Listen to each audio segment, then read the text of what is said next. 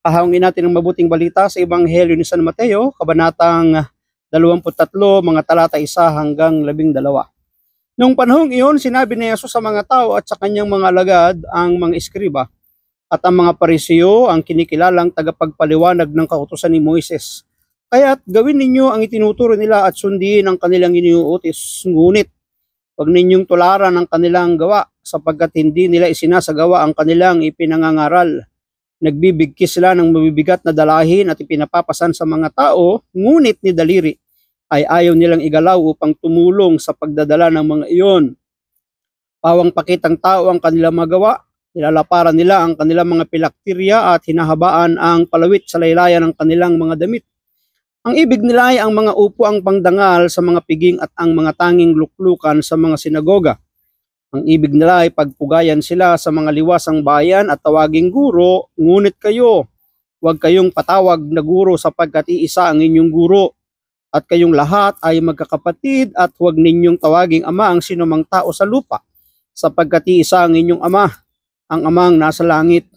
Huwag kayong patawag na tagapagturo sapagkat iisa ang inyong tagapagturo, ang Mesiyas. Ang pinakadakila sa inyo ay dapat maging lingkod ninyo, ang nagpapakataas ay ibababa at ang nagpapakababa ay itataas. Pagpalain ng Diyos ang pagkabasa ng kanyang mabuting balita. Kung atin pong papansinin, ang ating pagbasa ay self-explanatory na. Meron lamang pinapaiwasan ng ating Panginoon sapagkat sinasabi niya na ang mga Pariseo, mga eskriba, mga tagapagturo ng kautusan ni Moises ang kinikilalang may authority na sila ituruan ng mga aral at salita ng Diyos.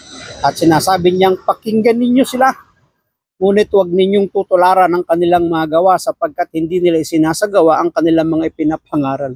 Magagaling lang sila magsalita at magturo, pero sa pagsasagawa at pagsasabuhay, medyo doon sila bagsak. Sinasabi nga na nagbibigkis sila ng mabibigat na pasanin tapos ipinapapasan sa tao ni daliri, dulo ng kanilang mga daliri ay hindi nila binubuhat, hindi nila itinutulong. So anong ibig sabihin? Hinahayaan nilang mahirapan ang kanilang mga tagasunod, ang kanilang mga miyembro, ang kanilang mga kasapi. At ipinapaiwas yun ng ating Panginoon. At sinasabi pa nga na nilalaparan nila yung kanilang pilaktirya. Ano ba yung pilaktirya? Maaaring doon nakasulat yung mga kautusan at batas ng Diyos na dapat nilang isagawa. Diba? Pagpapakitang tao para sabihin sila yung mga banal, sila yung mga dalubhasa, sila yung mga tagapagturo. Palatandaan sila yung mga scribes, teachers of the law, di ba? Mayroon silang pangalan na dapat kilalanin, tingalain, palakpakan ng tao. Pero sinasabi niya sa kanyang mga alagad na hindi nila ito dapat tinutularan. Huwag nilang gagayahin. So, puntahan na po natin ang pinakasusing salita ng atin pong pagbasa. Ang pinakadakila sa inyo ay dapat maging lingkod ninyo. So, anong ibig sabihin, kung tayo sa tingin natin, tayo dinadakila, nakikilala, sumisikat, dapat daw ay maglingkod, hindi dapat paglingkuran, katulad ng ating Panginoon na sinasabi niya madalas sa kanyang mga alagad, ang anak ng tao ay naparito hindi para paglingkuran, kundi upang maglingkod at ialay ang kanyang buhay. Madalas tuligsain ang mga lider relihiyon noong kanyang panahon.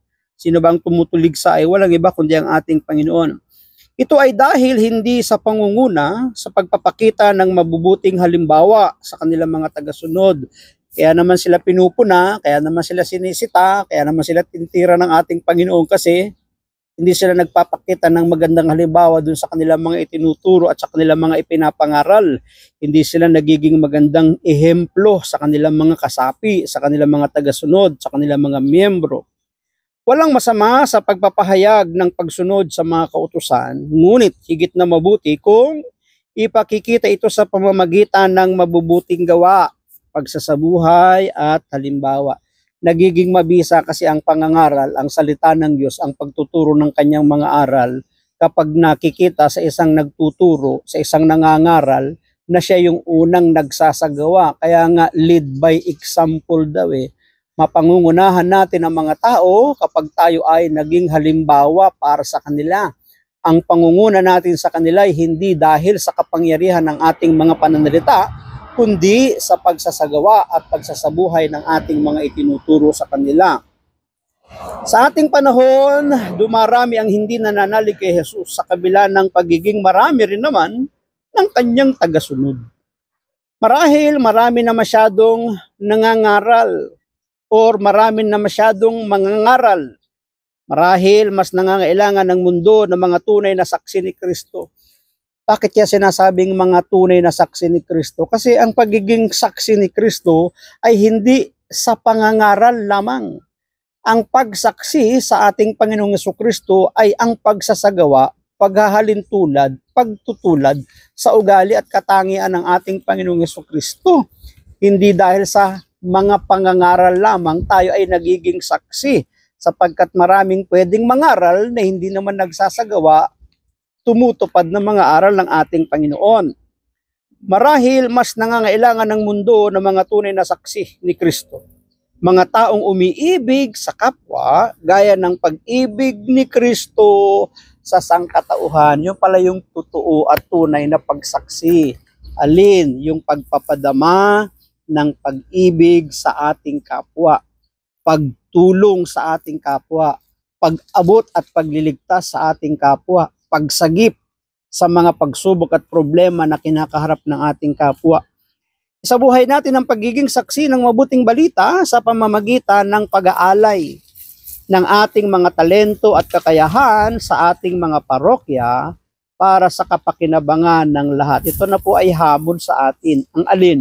Ang pagsasabuhay ng aral ng salita ng Diyos, at ito ang isang mabisang pagiging saksi kapag naiaalay natin ang ating buhay, na i-apply natin ang mga salita ng Diyos, yung ating mga talento at kakayahan ay naiaambag natin para sa paglago at ikalalakas ng ating ministeryo o ng simbahan, iglesyang ating kinabibilangan.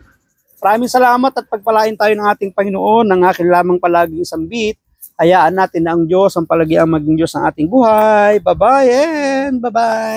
Thank you, God.